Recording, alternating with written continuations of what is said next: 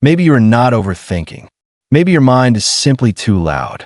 Maybe what you have been calling overthinking is not a flaw in your character, not a weakness in your personality, and not a sign that something is wrong with you. Maybe it is only the sound of a mind that has been carrying too many open tabs for too many years. A conversation you had yesterday, a decision you still have not made, a mistake you already learned from, but still replay, a future outcome you cannot fully control, but still try to solve before it arrives. And the strange thing is, from the outside, your life may look quite normal. You may wake up, make coffee, answer messages, take care of your family, go to work, run errands, pay bills, keep promises, and do what needs to be done. But inside, there's a constant hum. Not always dramatic, not always heavy, just steady. A thought begins.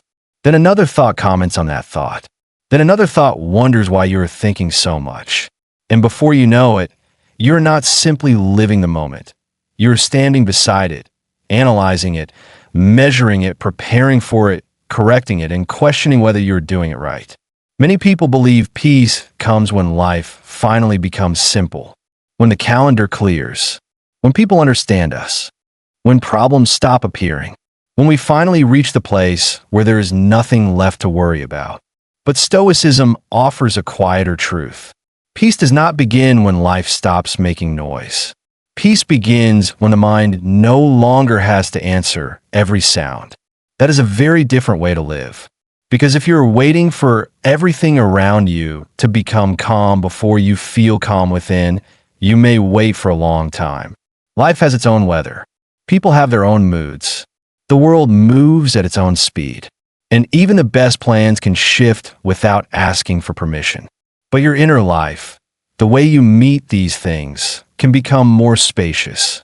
Not empty, not attached in a cold way, not indifferent, just clear enough to breathe. Clear enough to notice that not every thought is a command. Not every worry is a warning. Not every emotion needs an immediate response. Not every question needs to be solved before sunset. And perhaps the first relief is this: you are not behind. You are not failing at peace. You're not somehow less wise because your mind has been loud. You may simply have learned to listen to everything inside you with equal urgency. And today, we're going to gently question that habit.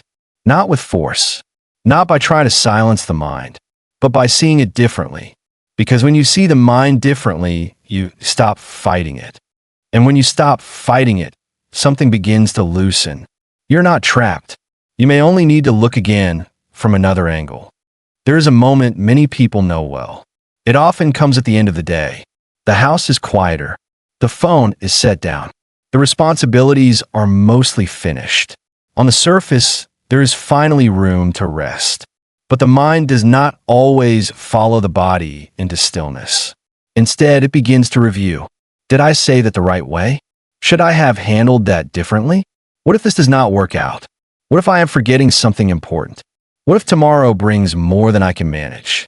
It is not because you want to suffer. It is not because you enjoy complexity. It is because the mind has spent years believing that if it keeps thinking, it can keep you safe. And there is something tender in that. Your mind has been trying to help. It has been scanning the horizon. It has been organizing possibilities. It has been preparing responses. It has been trying to prevent regret before regret has a chance to appear. In its own way, the mind is like a loyal guard standing at the gate late into the night. It has good intentions, but sometimes, long after the danger has passed, the guard keeps ringing the bell. The Stoics understood this very well. They lived in a world that was not gentle or predictable. They dealt with illness, politics, exile, betrayal, aging, responsibility, and loss. Yet they kept returning to one central question. What is actually mine to govern? Not what can I imagine? Not what can I fear? Not what can I replay? Not what can I control in other people? But what is truly mine? My judgment, my response, my next honest action, my willingness to meet this moment without adding unnecessary weight to it. This question is not meant to make life smaller. It makes life lighter, Because much of the noise in the mind comes from trying to govern what was never fully ours.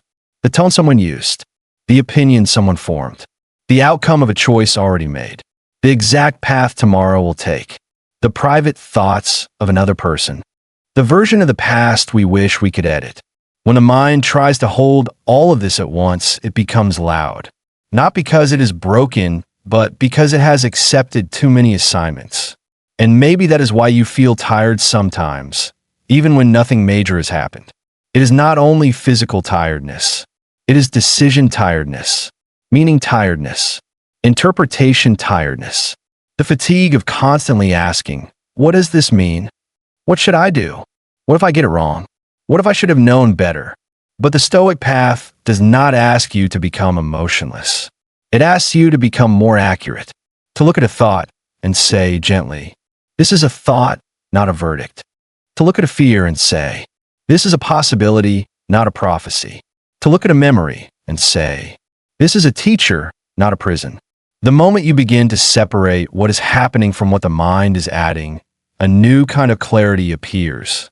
Not loud clarity, not dramatic clarity, just a small space. And in that space, you begin to remember, I do not have to follow every thought to the end. One of the great shifts in life is realizing that peace is not the absence of thought. Peace is the ability to sit among thoughts without being pulled by all of them. This matters especially as we grow older. By the time a person reaches midlife and beyond, the mind is not empty. It is filled with memories, responsibilities, relationships, unfinished conversations, choices, lessons, and questions that have gathered over decades. You have lived enough life to know that things can change. You have seen plans rise and fall. You have watched people surprise you. You have had seasons where you had to be strong because there was no other option. You have learned, sometimes quietly, that life does not always explain itself before it asks you to continue. So when the mind becomes loud, it is often speaking from experience. It says, remember what happened last time. It says, be careful. It says, think this through. It says, do not let yourself be caught off guard. And there is wisdom in caution. But caution becomes heavy when it forgets to rest. A thoughtful mind is a gift. A constantly activated mind becomes a room with too many voices speaking at once. Modern life makes this even harder. We are surrounded by signals, news, messages, opinions, reminders, deadlines, updates, comparisons, advice, notifications. Even rest can become another thing to optimize. You can spend an entire day receiving input and never truly returning to yourself. And then, when the evening comes, the mind tries to digest everything all at once. This is why the answer is not to shame yourself for thinking. The answer is to create a different relationship with thought. In Stoic terms, the mind must learn to become a wise judge, not a restless crowd. A wise judge does not react to every noise in the courtroom.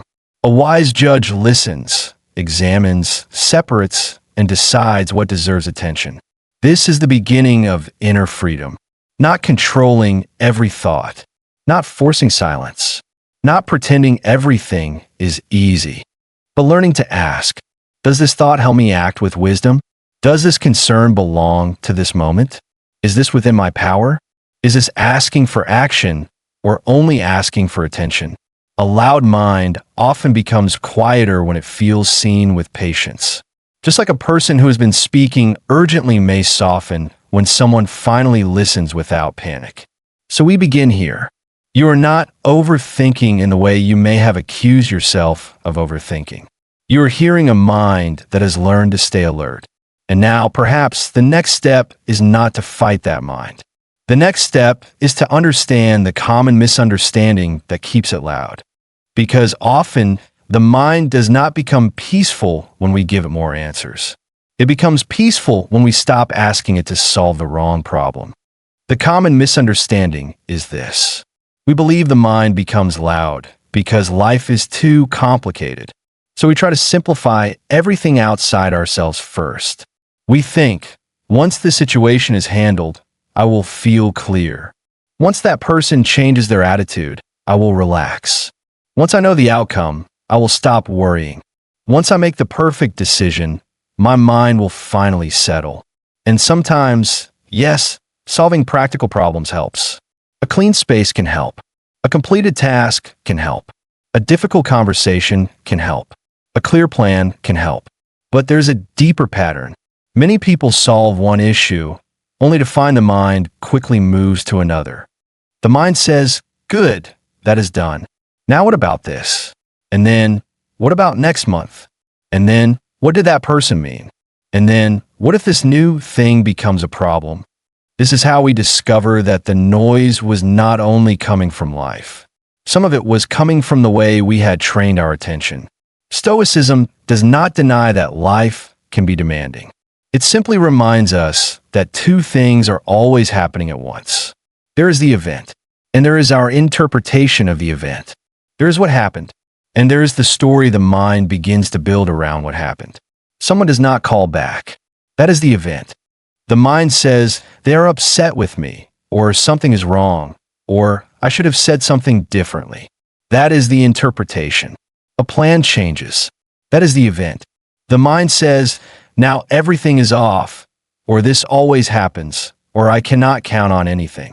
That is the interpretation. You make a decision. That is the event. The mind says, what if there was a better choice? That is the interpretation. The Stoic practice begins by slowing down enough to see the difference. Because when event and interpretation become fused together, the mind feels as if every thought is reality itself. But when you separate them, even slightly, you regain your footing. You do not have to say, this does not matter.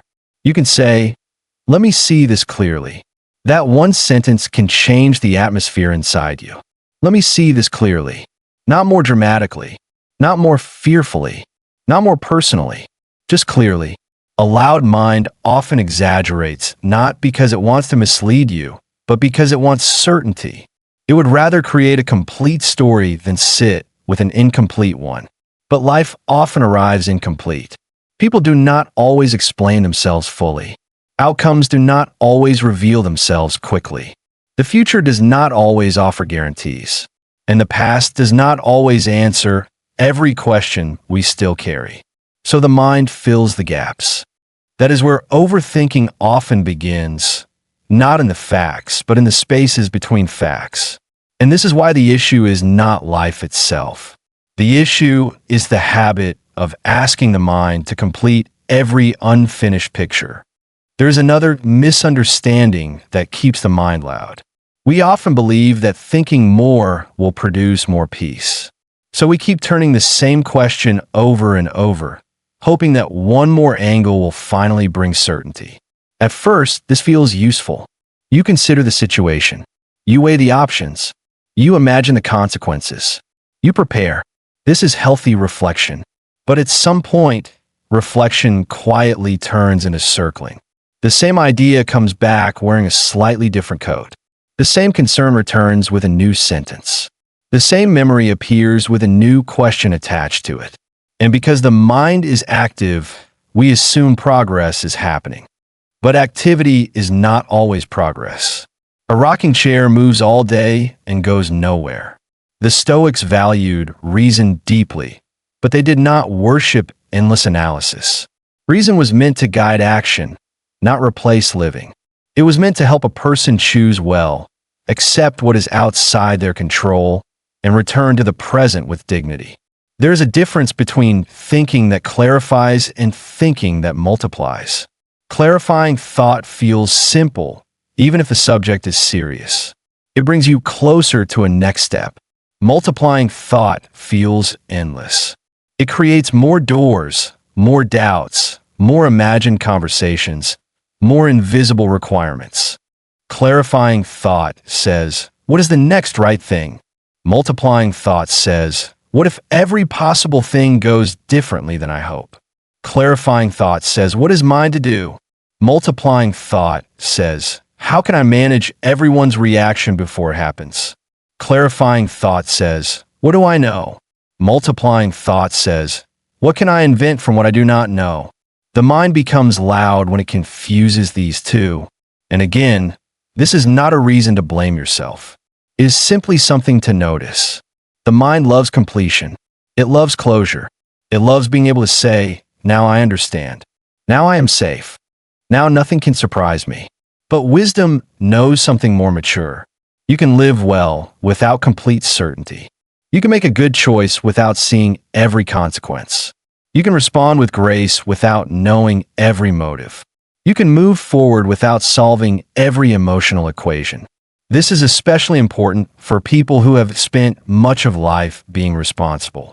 If others have depended on you, you may have learned to think ahead, to anticipate needs, to notice moods, to prevent problems, to prepare for what might go wrong.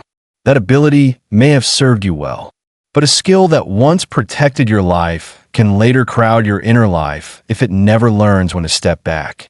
The Stoic question is not, how do I stop thinking? A better question is this thought still serving wisdom, or is it only serving the habit of control? There is no harshness in that question. There is only honesty. And honesty, when held gently, is freeing. A third misunderstanding is the belief that a loud mind means you are far from peace. In truth, the loud mind may be the very doorway into peace if you learn how to listen differently. Most people try one of two things. They either follow every thought or they try to force every thought away. Neither brings lasting clarity. If you follow every thought, the mind becomes the leader and you become the traveler pulled through every possible road. If you fight every thought, the mind becomes the enemy, and your inner life turns into a battlefield. Stoicism offers a third way. Observe, not coldly, not passively, not with indifference. Observe with steady attention. A thought arises, what if this goes wrong? You observe.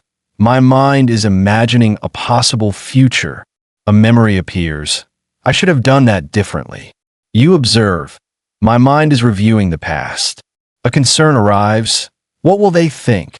You observe. My mind is reaching toward other people's judgments. The moment you can observe a thought, you are no longer completely inside it. This is a quiet miracle. The thought may still be there, but now there is you, and there is the thought. There is space between the listener and the sound. That space is where choice lives. You do not have to argue with every thought. You do not have to obey every thought. You do not have to complete every thought. You can notice it and ask, is this needed now? Those 4 words are powerful. Is this needed now? Not, is this thought bad? Not, why am I like this? Not, how do I get rid of it? Just, is this needed now? Sometimes the answer is yes. There's a conversation to have. A bill to pay, a plan to make, a truth to face, a repair to begin. But often the answer is no. Not now, not in this moment, not at the dinner table, not while lying in bed, not while watching the sky change outside the window, not while someone you love is speaking to you, not while your body is asking for rest. And when the answer is no, you do not have to punish the thought. You can simply let it pass through the room without giving it the microphone. This is the shift that leads us into the heart of the matter. Because the mind does not become quieter when we win every argument inside it. It becomes quieter when we stop treating every inner voice as urgent. Here is the Stoic perspective that changes everything. The mind is not meant to be silent. The mind is meant to be governed, not controlled with force. Governed with wisdom. A city is not peaceful because no one speaks. A city is peaceful when there is order, proportion, and a sense of what belongs where. Your mind is similar. Thoughts may come and go. Feelings may rise and soften. Memories may visit. Plans may ask for attention. But you do not have to let every visitor rearrange the furniture. The Stoics often spoke of the ruling faculty, the inner capacity to judge, choose, and direct attention. In modern language, we might call it the part of you that can pause before reacting, the part that can notice a thought without becoming it, the part that can say, this deserves my attention, or this can wait. That part may feel quiet at first, but it is strong. It does not shout. It does not rush. It does not need to prove itself. It simply returns you to what is real. Imagine you're sitting in your kitchen in the early morning. The coffee is warm. The room is still. Outside, the day has not fully begun. Then a thought appears. What if next week becomes difficult? The old habit might follow that thought immediately. It might begin planning, predicting, rehearsing, defending. But the Stoic response is different. It says, next week is not here. What is here? The cup, the chair, the breath, the morning light, the one task in front of you, the person you intend to be today. This is not avoidance. This is alignment. You are not denying that next week exists. You are simply refusing to live there before you arrive. So much mental noise comes from living in times that are not present. The past asks for revision. The future asks for guarantees. The present asks only for presence. And the present is the only place where your character can actually act. You cannot be wise yesterday. You cannot be courageous tomorrow. You can only practice wisdom now. That is why the Stoic mind returns again and again to the present action. Not because the present is always easy, but because the present is where power remains. Let's make this very simple. Suppose someone speaks to you in a tone that feels sharper than expected. A loud mind may quickly produce 10 explanations. Maybe they're upset with me. Maybe I did something wrong. Maybe this relationship is changing. Maybe I need to fix this immediately. Maybe I should have answered differently. Maybe this will become a bigger problem. Within seconds, the original moment has expanded into a full story. But what actually happened? Someone used a certain tone. That is all you know. The Stoic pause does not make you naive. It makes you precise. You might say to yourself, I noticed the tone. I do not yet know the meaning. That sentence can save hours of inner noise. I noticed the tone. I do not yet know the meaning. Now you're no longer trapped inside assumption. You are standing on solid ground. From there, you can choose. Maybe you let it pass. Maybe you ask calmly, is everything okay? Maybe you wait and observe. Maybe you decide this is not worth carrying. The key is that you respond to what is real, not to everything the mind added in a hurry. This applies everywhere. A delay is a delay, not a disaster. A change is a change, not a personal defeat. A quiet message is a quiet message, not proof of distance. A mistake is a mistake, not your entire identity. A hard day is a hard day, not a prediction about your whole life. When the mind is loud, it often turns moments into meanings too quickly. Stoicism teaches us to slow the translation. Before you decide what something means, return to what it is. This is the doorway into freedom, because many things become lighter when they are seen without extra weight. A traffic jam becomes time in a car, not an attack on your day. A criticism becomes information to examine, not a sentence on your worth. An uncertain outcome becomes an open outcome, not a store before the rain has formed. This is not positive thinking in the shallow sense. It is disciplined seeing. It is the practice of not adding more than reality has given. And in a world where the mind can create 1,000 invisible burdens, this practice becomes a form of quiet strength.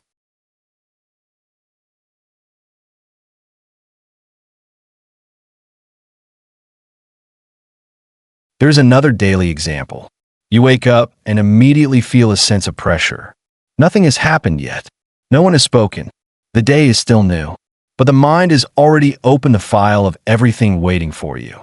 Appointments, messages, family needs, work details, health concerns, financial thoughts, unfinished tasks, things you meant to do weeks ago. The mind presents the whole day at once. No wonder it feels loud. But life is not lived all at once. It is lived one contact point at a time. The Stoic practice is to reduce the day back to the next faithful action. Not the whole mountain, just the next step. Not the whole conversation, just the next honest sentence. Not the whole future, just the next wise choice.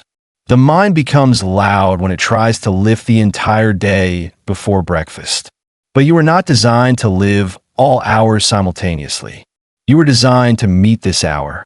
There's dignity in that. A person who meets 1 hour well has not failed because they have not solved the entire year. A person who does the next right thing has already returned to the path. This is where many people misunderstand calm. Calm does not mean you have no responsibilities. Calm means you stop multiplying them in your mind before you begin. You can look at the day and say, there are many things here. I will meet them in order. That is enough. There's a quiet authority in order. The first thing, then the next, then the next. Not with panic, not with resentment, not with the belief that everything must be carried emotionally before it is carried practically. Just one thing at a time with your full presence. This is how a loud mind begins to trust you again. It sees that you do not need panic to be responsible. You do not need tension to care. You do not need constant rehearsal to act wisely. You can be calm and still be capable. In fact, calm often makes you more capable because you are no longer spending your strength on imagined versions of the day. You are using it for the real one. Now, let us go deeper.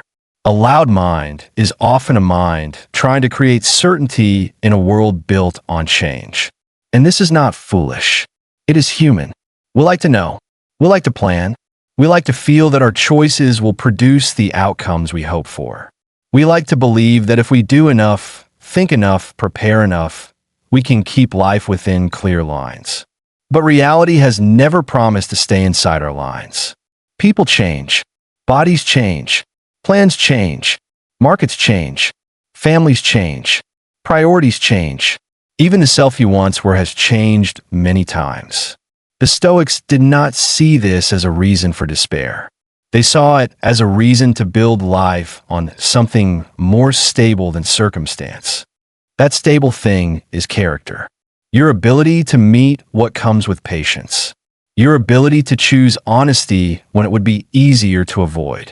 Your ability to act with kindness without needing applause. Your ability to keep your dignity in uncertain weather. Your ability to return to yourself after being pulled away. When the mind is loud, it often asks, how can I make life certain? Stoicism asks a better question. How can I become steady in the presence of uncertainty? That question changes the center of gravity. You no longer need the world to behave perfectly before you can breathe. You no longer need every person to understand you before you can stand calmly. You no longer need every outcome to be guaranteed before you can take the next step. This does not mean you stop caring. It means you stop making your peace dependent on things that were never fully yours. There's a great relief in this, because much of the mind's noise comes from trying to secure the unsecured, trying to know what cannot yet be known, trying to control what belongs partly to others, trying to revise what has already happened, trying to prevent every possible discomfort before it arrives. But the Stoic does not abandon effort. The Stoic gives full effort to what is theirs and releases the rest with discipline. This is not giving up. It is giving your energy a proper home. You plan the trip, but you do not command the weather. You speak with care, but you do not control how every word is received.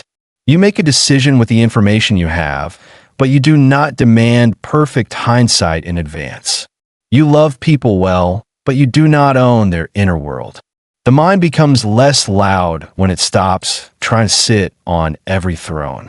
There is only one throne that belongs to you, your response. And that is enough work for a lifetime. Another reason the mind becomes loud is that it mistakes repetition for resolution. It brings up the same concern again and again because it believes that if it repeats the thought enough times, the thought will eventually dissolve. But many thoughts do not dissolve through repetition. They dissolve through right placement. A thought about tomorrow belongs in planning time, not bedtime. A thought about a difficult conversation belongs in a calm moment, not in a spiral of imagined dialogue. A regret belongs in reflection, not self-punishment. A concern about someone else belongs in communication, not endless interpretation. Right placement is a quiet Stoic skill. It means every thought does not get access to every room of your life. A financial concern may deserve attention, but not while you're trying to enjoy dinner with someone you love. A family issue may need care, but not while your body is asking for sleep. A future decision may matter, but not while you are driving and cannot do anything about it. The mind says, this is important. Wisdom says, then I will give it a proper time, not every time. That distinction is powerful. When you give an important concern a proper time, the mind often relaxes because it no longer has to keep interrupting you. You can say, I will look at this tomorrow morning. I will write this down and return to it. I will have that conversation when I can be calm. I will make that decision after I gather the facts. This is not avoidance. It is stewardship. You are becoming the caretaker of your attention. And attention is one of the most valuable things you have. Where your attention goes, your life gathers. If your attention is always pulled toward unfinished possibilities, life begins to feel unfinished even in beautiful moments. You can be sitting with a friend and miss the warmth of the conversation because the mind is rehearsing next week. You can walk outside and miss the sky because the mind is editing yesterday. You can rest your body while your attention is running through imagined rooms. Stoicism calls you back, not with criticism, but with clarity. This moment is also your life. Not only the solved moment, not only the productive moment, not only the impressive moment. This simple moment too. The breath, the light, the ordinary silence, the face across the table, the sound of your own footsteps. A loud mind often forgets that life is happening while it's trying to manage life. The practice is to return, again and again, not perfectly, simply. There is a beautiful maturity in realizing that not every thought deserves a conclusion. Some thoughts only need to be noticed and allowed to pass. This may feel unfamiliar at first. The mind may say, but we have not finished this. And wisdom may answer, not everything needs finishing right now. Think of clouds moving across the sky. The sky does not chase them. It does not argue with them. It does not hold a meeting about each one. It allows movement. Your awareness can become like that sky. The thought appears. It takes shape. It moves. You do not have to become the cloud. This is not a mystical idea. It is practical. A thought about an old conversation appears. You can follow it for 30 minutes, rebuilding the room, changing your words, imagining the other person's face, wondering what they truly meant. Or you can notice, that is an old conversation, then return to the present. A thought about aging appears. You can follow it into every possible fear. Or you can notice, my mind is aware of change, then return to caring for today. A thought about whether you have done enough in life appears. You can follow it into comparison. Or you can notice, my mind is asking for meaning, then return to one meaningful action. The Stoic path does not remove the humanity of these thoughts. It gives them proportion. A loud mind makes every thought large. Wisdom restores size. This is small. This is medium. This truly matters. This can wait. This is not mine. This is mine. A peaceful life is not a life where nothing enters the mind. It is a life where things are allowed to take their rightful place. And perhaps this is what many people are truly longing for. Not a life without responsibility. Not a life without emotion. Not a life without questions. But a life with inner order. A mind where the past can be remembered without taking over. A future can be considered without being worshipped. Other people can matter without ruling your center. A problem can be handled without becoming your identity. This is freedom in a very quiet form. And it begins with a simple recognition. You're not trapped inside the noise. You are the one who can learn to listen from a deeper place. So how do we apply this gently and daily? Not as a strict system. Not as another list of rules to measure yourself against. Not as a performance of calm. Just as small invitations. The first invitation is this. Before believing a thought, name it. This sounds simple, but it can change everything. Instead of saying, this will go wrong, say, I'm having the thought that this might go wrong. Instead of saying, they're disappointed in me, say, instead of saying, I made the wrong choice, say, I'm having the thought that another choice might have been better. That small phrase creates space. I'm having the thought. Now the thought is not the whole sky. It is one cloud in the sky. You don't have to deny it. You do not have to believe it immediately. You can hold it lightly. This is a very Stoic move. The ancient Stoics speak about impressions, the first things that a thought knocks. You do not have to open the door without looking. You can pause and ask, is this true? Is this useful? Is this asking for wisdom or just asking for fear to be fed? Again, no harshness. If the thought is useful, thank it. If it is not useful, let it pass without ceremony. The goal is not to empty the mind. The goal is to stop handling every thought the keys to your inner house. This practice can be done anywhere. In a car, in a kitchen, before answering a message, while waiting in line. You simply notice, I'm having the thought, and in that moment, you have returned to the part of you that can choose.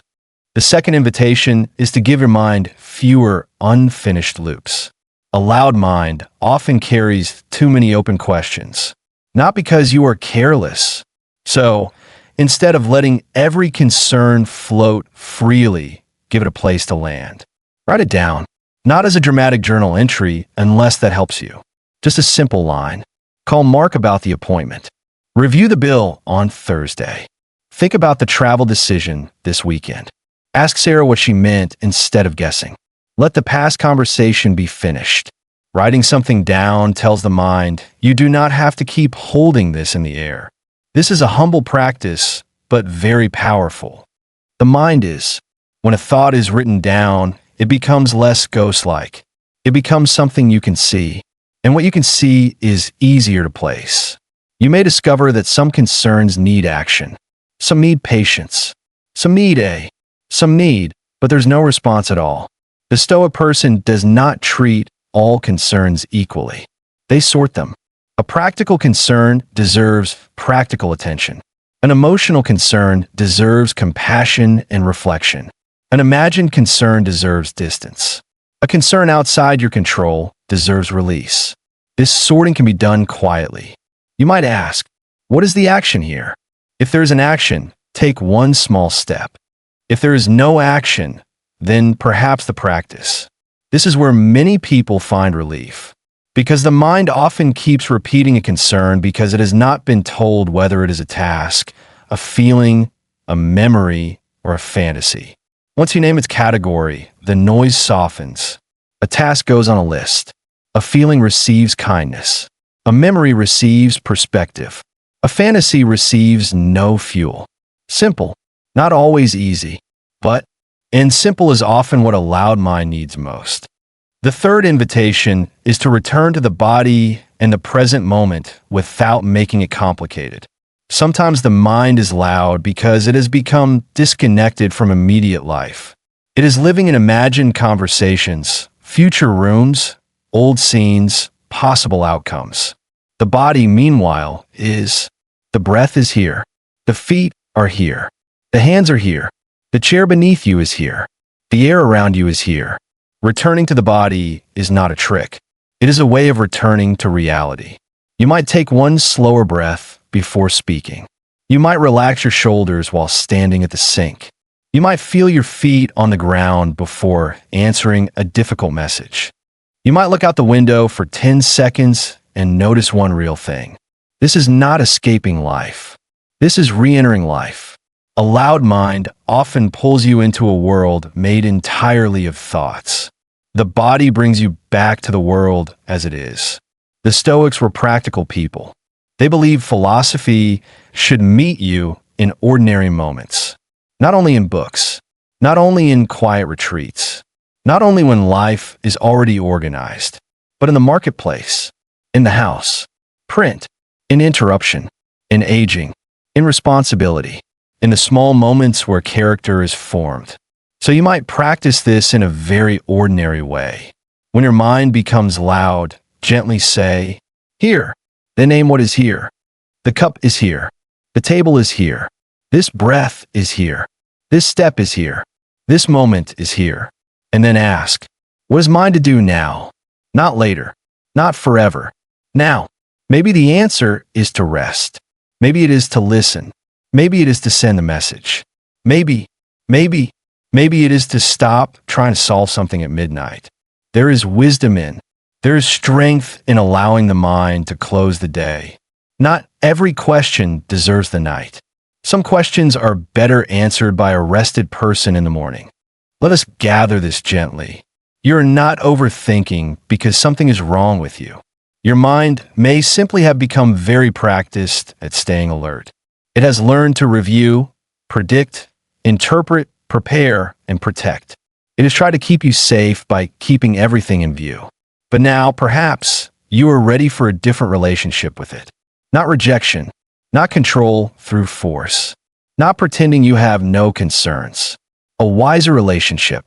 You can respect the mind without obeying every sound it makes. You can listen without following every path.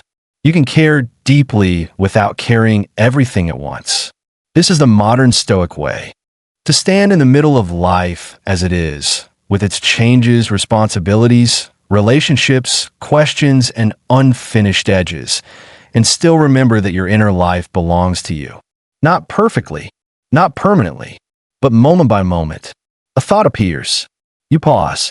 You ask, is this mine? Is this useful? Is this needed now? What is the next wise action? And sometimes the next wise action is simple. Drink the water. Take the walk. Make the call. Tell the truth. Forgive the old version of yourself. Let the future arrive in its own time. Let the present be enough for a few minutes. There's a kind of peace that does not require life to be finished. It does not require every question to be answered. It does not require every person to understand you. It does not require the past to become perfect. It only asks that you stop adding unnecessary weight to this moment. That is not a small thing. That is a life-changing thing. The mind will still speak. This is important to understand. Even after years of practice, thoughts will come. Concerns will arise. Old memories may visit. Future questions may appear at the edge of your attention. The goal is not to become a stone. The goal is to become steady. A tree does not stop the wind. It learns how to stand. You too can learn how to stand. When a mind becomes loud, you do not have to say, here we go again. You can say, I know this sound. You can meet it like an old visitor. Not with fear, not with frustration, with recognition. This is my mind trying to protect me. This is my mind looking for certainty. This is my mind asking for control. This is my mind replaying what has already passed. Then you can answer from a deeper place. Thank you. I will take it from here. That sentence carries quiet authority. Thank you. I will take it from here. You are not declaring war on your mind. You are restoring leadership within it. This is the freedom the Stoics cared about most. Not the freedom to have a life without difficulty, but the freedom to remain inwardly available to wisdom, even when life is not perfectly arranged. And perhaps, as you practice, you will notice small changes. A thought comes, but you do not follow it as far. A concern appears, but it does not take the whole evening. A memory visits, but it does not become your home. A future question arises, but you let tomorrow carry its portion. These changes may seem quiet, but quiet changes are often the ones that last.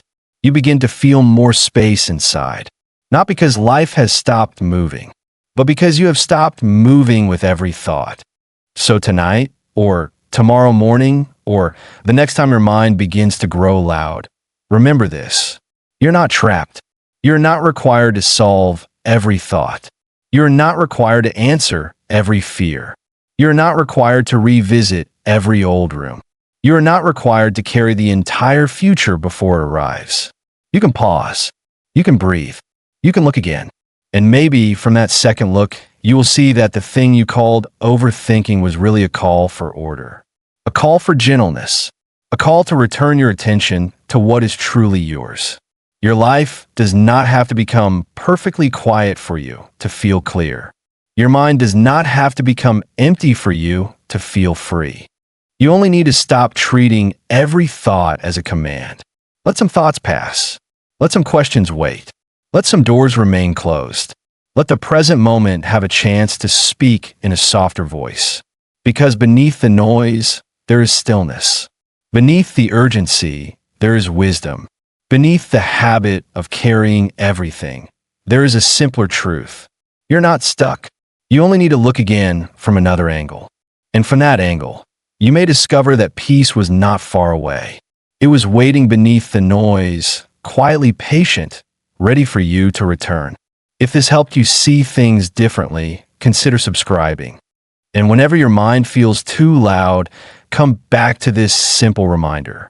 You do not have to follow every thought. Some thoughts are only passing clouds, and you're still the sky.